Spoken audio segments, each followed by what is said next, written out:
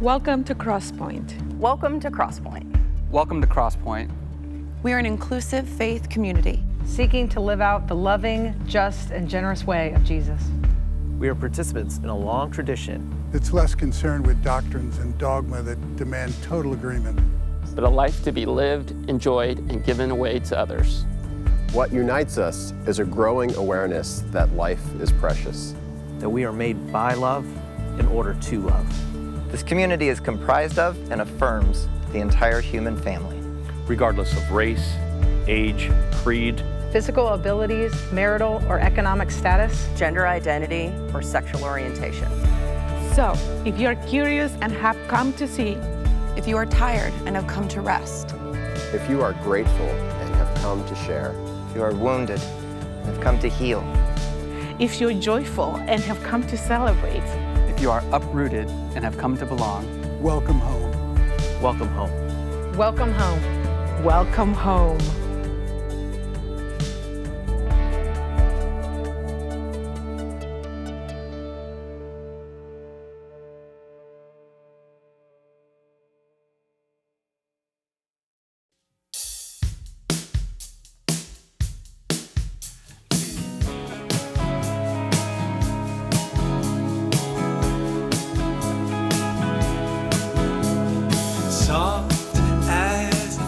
Of an angel breathing a lesson unheard, hope with gentle persuasion whispers a comforting word.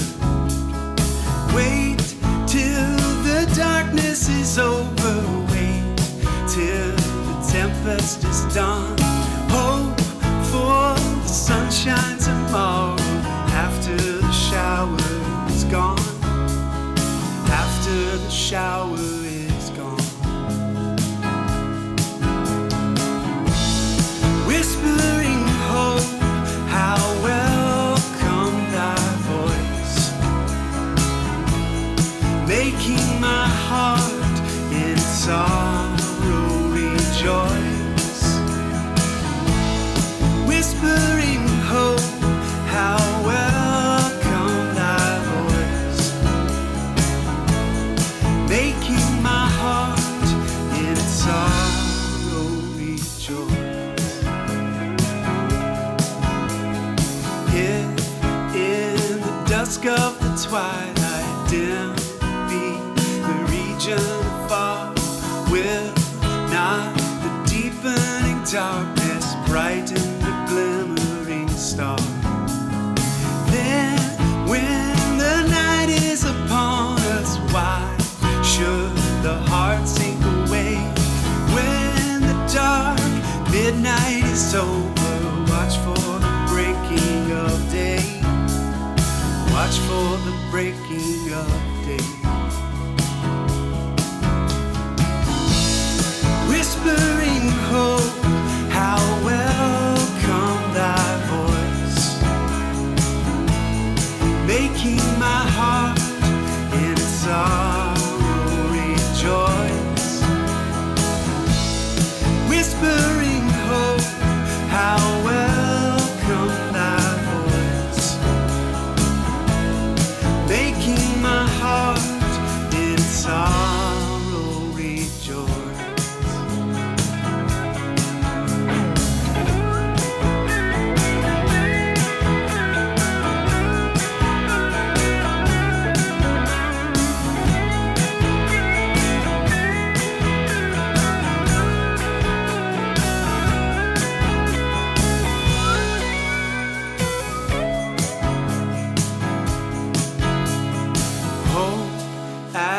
An anchor so steadfast rends the dark veil for the soul, whither the master has entered, robbing the grave of its gold. Come then, oh come glad fruition, come to my sad weary heart. Come, oh thou blessed hope of glory, never, oh never depart. Never, oh never depart.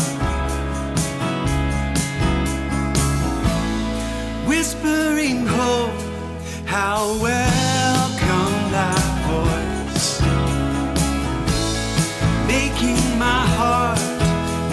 sorrow rejoice, whispering hope, how welcome thy voice, making my heart in sorrow rejoice, making my heart in sorrow rejoice.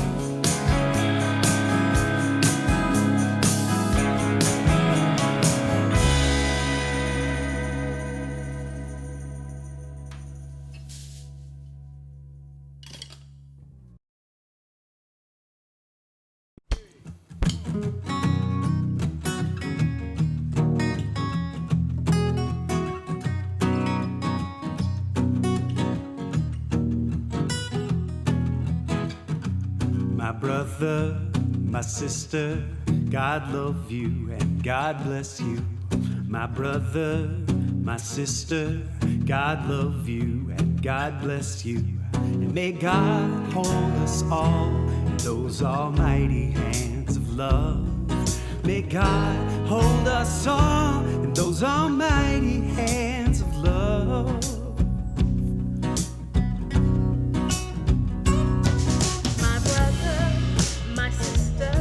God love you and God bless you. My brother, my sister, God love you and God bless you. And may God hold us all in those almighty hands of love. May God hold us all in those almighty hands of love. Bring me a higher love. Bring me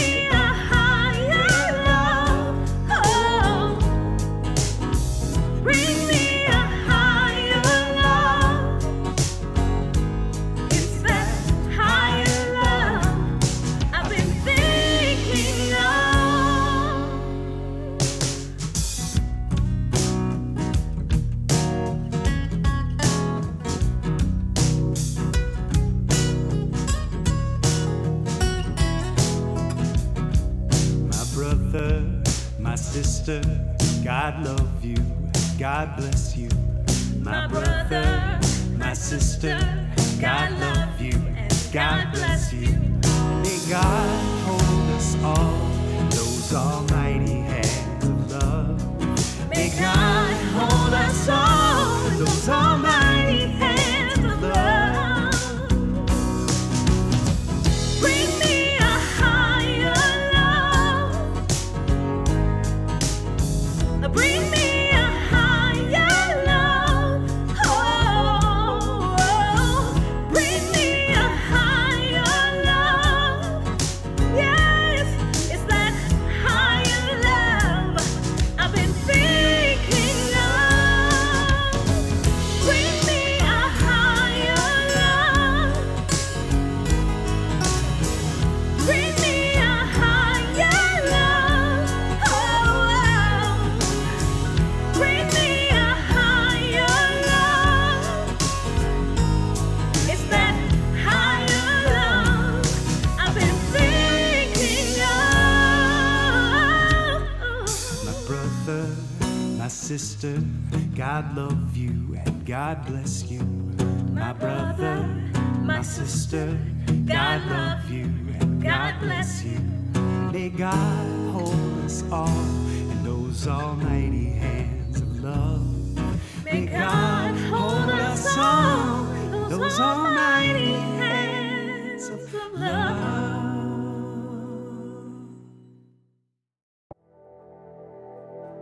There are many ways we collaborate with each other to be the church we're called to be and to serve how we serve.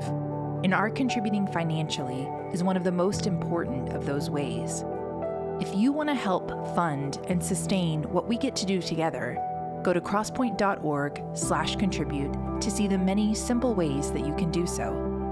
You can even text crosspointenc to 77977 to receive a link to get started now. Thank you for your partnership in the work we do together.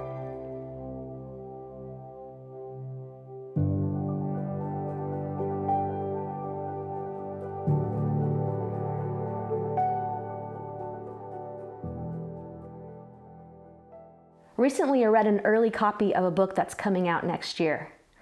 It's called Surviving God, a new vision of God through the eyes of sexual abuse survivors.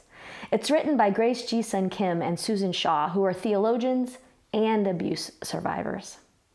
These authors weave together theology about the character of God, reflections on current social issues, and most importantly, the lived experiences of survivors of sexual abuse.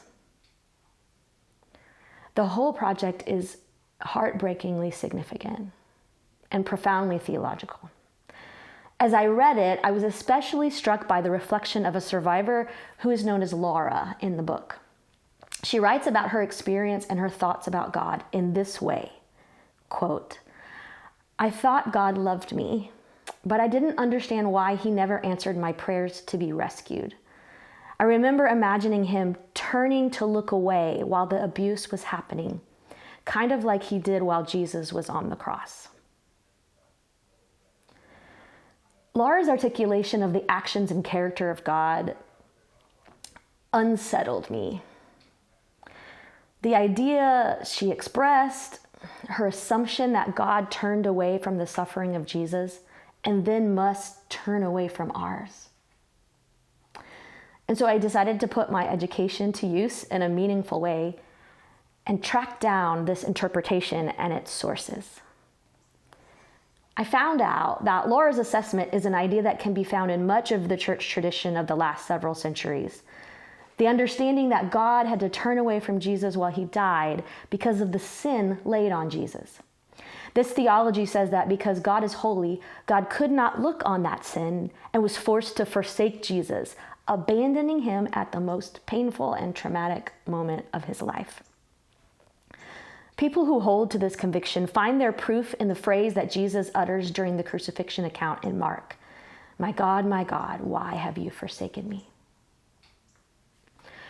I have to be honest, the interpretation that God turned away from Jesus didn't sit well with me. So I went to the passage to ask some questions of it.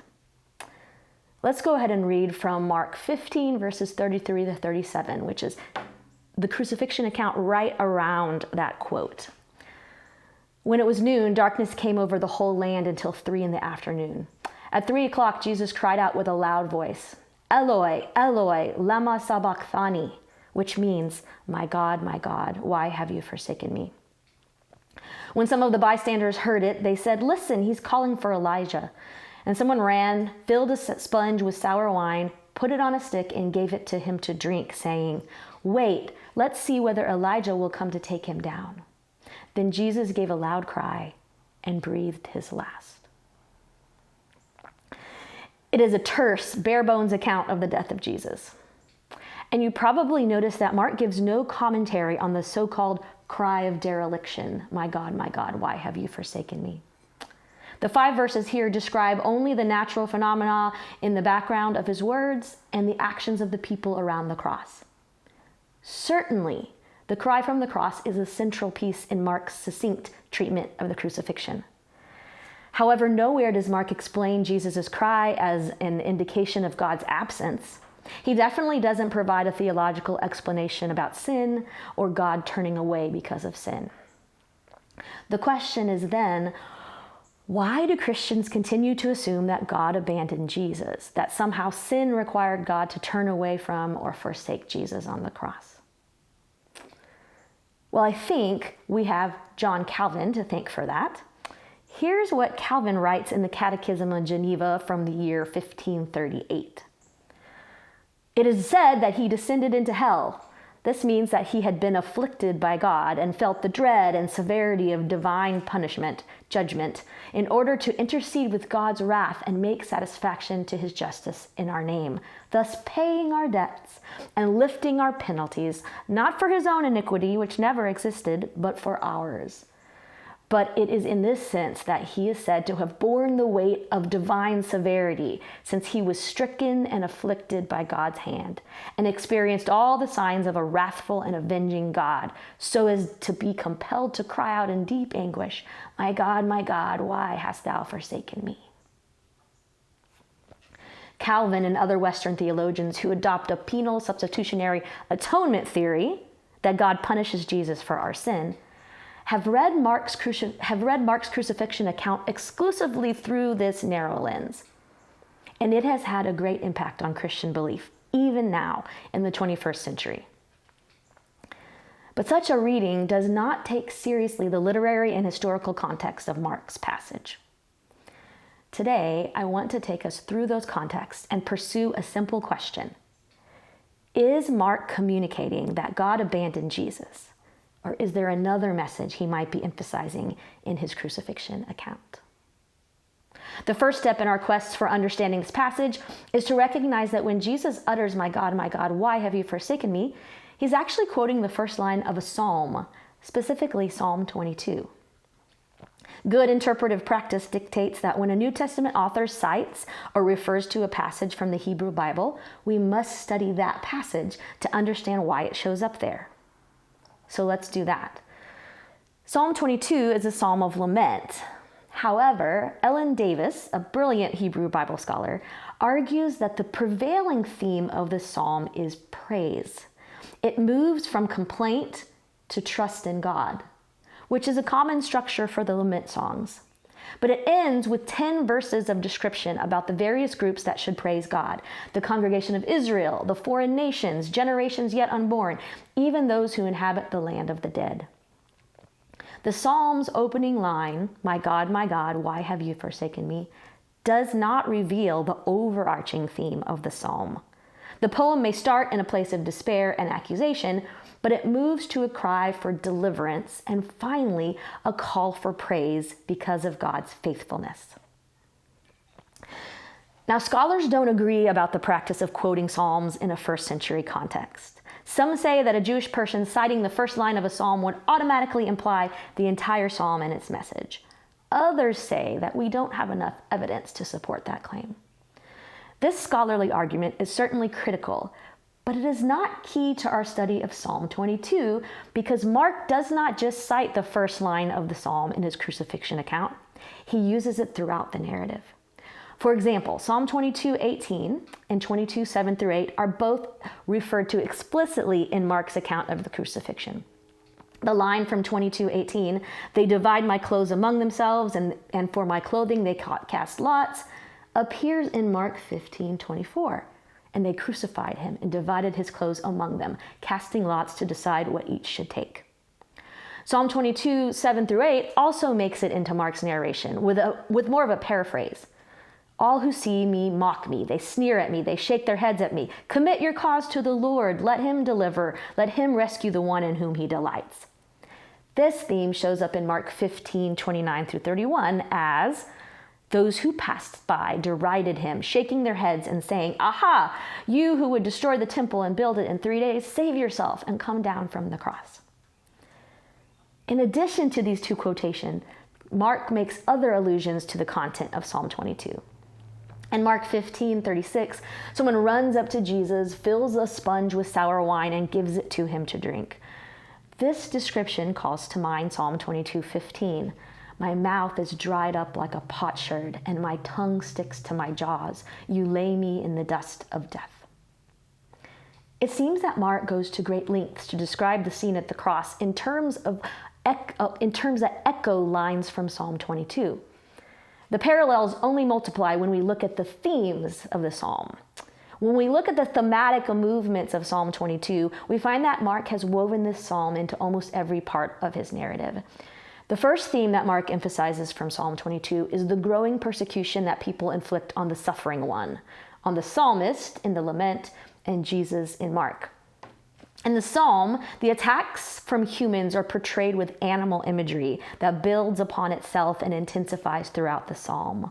Bulls encircle the psalmist. Ravening lions open wide their mouths. Dogs, who are evildoers, surround him, and the horns of wild oxen threaten. In Mark's crucifixion story, the soldiers and the people surrounding Jesus are the persecutors, actively afflicting Jesus with physical and emotional torment while he remains a passive participant. Instead of using images of animals, Mark uses a string of active verbs emphasizing the action people around Jesus take against him. The soldiers lead Jesus, clothe him in a purple cloak, twist a thorny crown, salute him, strike him, spit on him, kneel and mock homage, bring him to Golgotha, offer him wine, crucify him, divide his clothes. Those who pass by him deride him and shake their heads at him, while the chief priests and scribes mock him, and those crucified with him taunt him. The buildup of actions Mark describes during the crucifixion focuses our attention on the human actors in the drama of suffering. When God enters the narrative, as Jesus cries out, my God," it echoes the movement made in Psalm 22 from affliction to request, starting with the human action and suffering and ending with a call for the delivering action of God.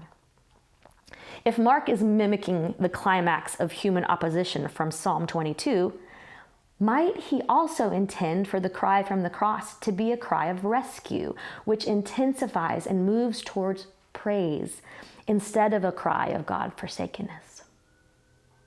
Many Christian readers may surface read Jesus' cry as an accusation of God's abandonment, but when Mark structures his crucifixion narrative, it moves like Psalm 22, from affliction by people to petition of a faithful God.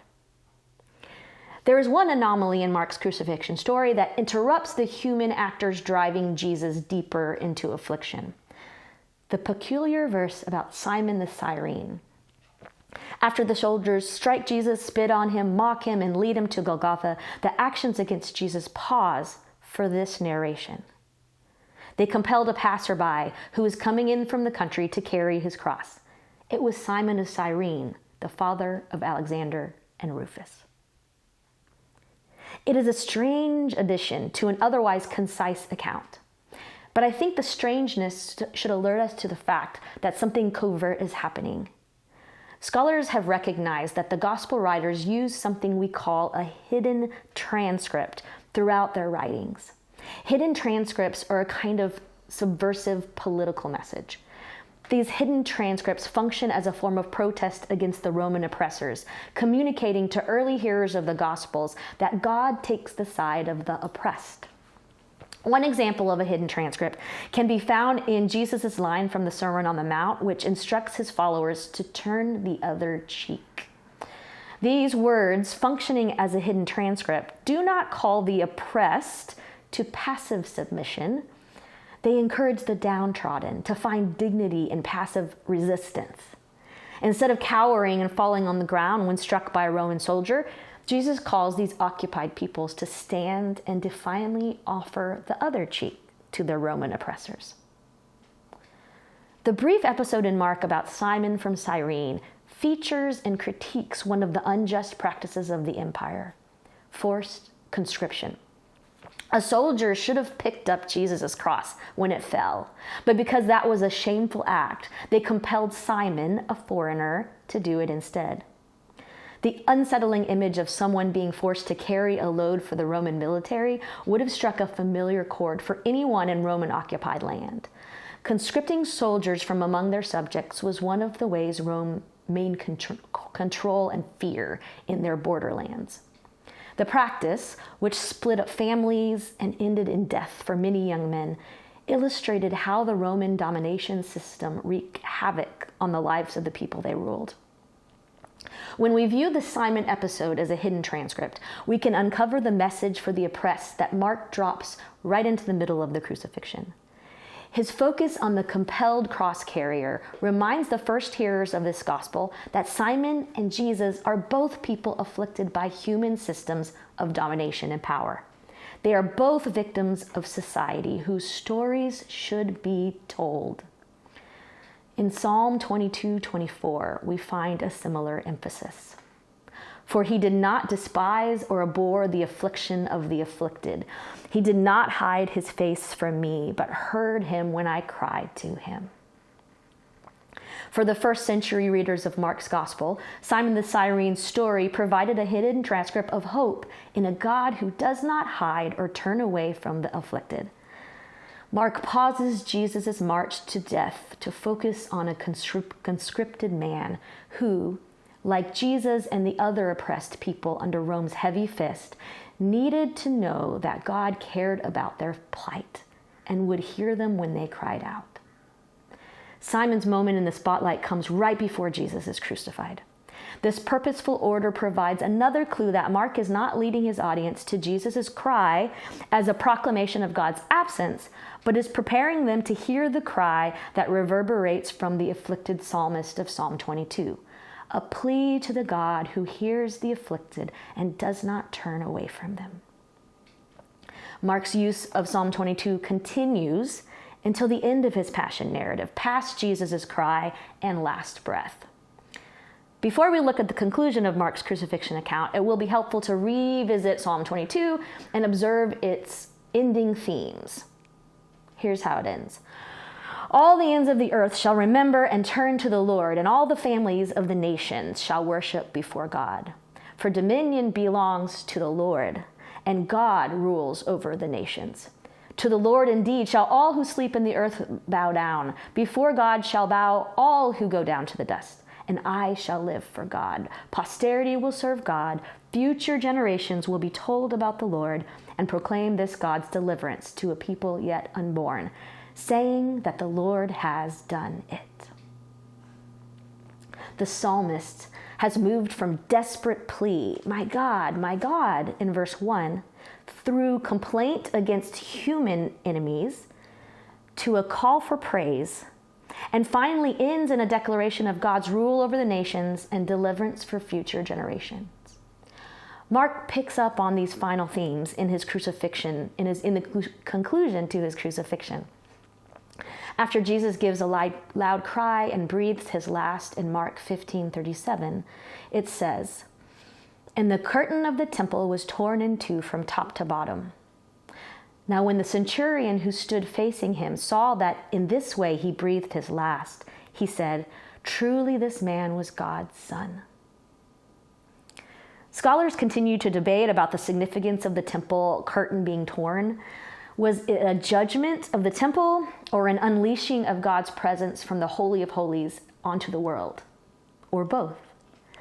When this description is paired with the Gentile centurion's exclamation about Jesus being God's son, Mark's emphasis becomes clearer. The Jerusalem temple had developed a restrictive structure that kept various groups away from the center of divine presence instead of welcoming them into the presence of God. The court of women and the court of Gentiles were positioned outside and farther from God's holy presence. When the curtain tears, the innermost boundary separating people from God is removed, perhaps suggesting that the others will fall as well. We get the feeling that something big is happening with regard to God's presence. And considering the centurion's confession with regard to the Gentiles as well. This theme that the nations, or the Gentiles, will praise God parallels the end of Psalm 22 when the nations worship God and deliverance for future people is announced by the psalmist. The presence of God with the nations, not the absence of God in suffering, is the emphasis that Mark chooses to highlight here. And it points to a universalizing of salvation that the prophets and the psalmist had hinted at throughout the Hebrew scriptures. And what about the final verses of Mark's crucifixion narrative? Does the story end with a nod towards the presence of God or toward abandonment? The section concludes with the presence of the women disciples at the cross. Quote, "There were also women looking on from a distance. Among them were Mary Magdalene and Mary, the mother of James the younger, and of Joseph and Salome, who followed him when he was in Galilee and ministered to him. And there were many other women who had come up with him to Jerusalem." It is an odd way to end the crucifixion account. Surely Mark could have mentioned their presence earlier, as both Luke and John do. However, if we recognize the movement of Mark's crucifixion narrative as it parallels Psalm 22, we can see that the faithful presence and ministry of the women performs a contrastive pivot toward the future. The actions of humans during the crucifixion and throughout Mark's narrative demonstrate that people are the ones who abandoned and afflicted Jesus all the way to the cross. After Jesus' final breath, though, Mark shifts his narration to show us a different kind of humanity, a group that has not caused suffering for Jesus, but has offered support. The women disciples are the only people in the story who show up in a physically present, relational way. They who had followed him and ministered to him come up to Jerusalem to witness his death. Their presence ends the human abandonment of Jesus that Mark's story had so painfully underscored. These women gather at the cross in solidarity with the suffering Jesus, and this points toward a future in which the church will become the presence of God in the world and declare God's praises among the nations. Reading the flow of Mark's story alongside the movement of the psalm pushes against a surface level reading, or a John Calvin-inspired reading of Jesus' cry from the cross. Because of Mark's purposeful use of Psalm 22, a statement that seems clear in its plain reading, my God, why have you forsaken me?" ends up communicating not God's absence, but God's presence, a presence that is with Jesus and with all the afflicted. This is not to say that Jesus did not experience forsakenness. It is important for those of us who suffer greatly and feel forsaken to know that Jesus suffered too. But Mark leads us to conclude that Jesus suffered at the hands of the people and the powers on earth, those who mocked him, arrested him, executed him, turned away from him in his suffering death. That says something about the suffering we endure. If I could talk to Laura, the abuse survivor who thought God turned away from Jesus and her, I'm not sure what I would say. I know I would express my deep sadness that she was not rescued from her pain and abuse when she prayed. I might want to read her Psalm 22 and then Mark's account of the cross so she can feel the solidarity expressed in them. But I might also point her to Jesus' cry. If it was both a cry of forsakenness and a cry for deliverance and hope, we can be encouraged to cry out in our suffering with similar vulnerability and complexity. If humans and human-made systems abandon Jesus, not God, then perhaps we can come to feel that we are not God-forsaken. Those around us may have turned their backs on us, but God has not. On the contrary, the psalm that Mark uses tells us that we have a God we can call to who listens to the cry of the afflicted. We also might have people in our lives who serve as the presence of God, like the women at the cross did for Jesus. Yes, there is suffering and forsakenness in our world. It is unjust, and it is ugly, and it is often too difficult to bear. But that does not mean we are alone in it. We have God, and we have each other, and that may be just what we need to endure. May the God who hears the cry of the afflicted give you the strength to hope, even when people and systems forsake you. And when you find that hope, may you be the presence of God for those who feel the sting of abandonment in this world. Amen.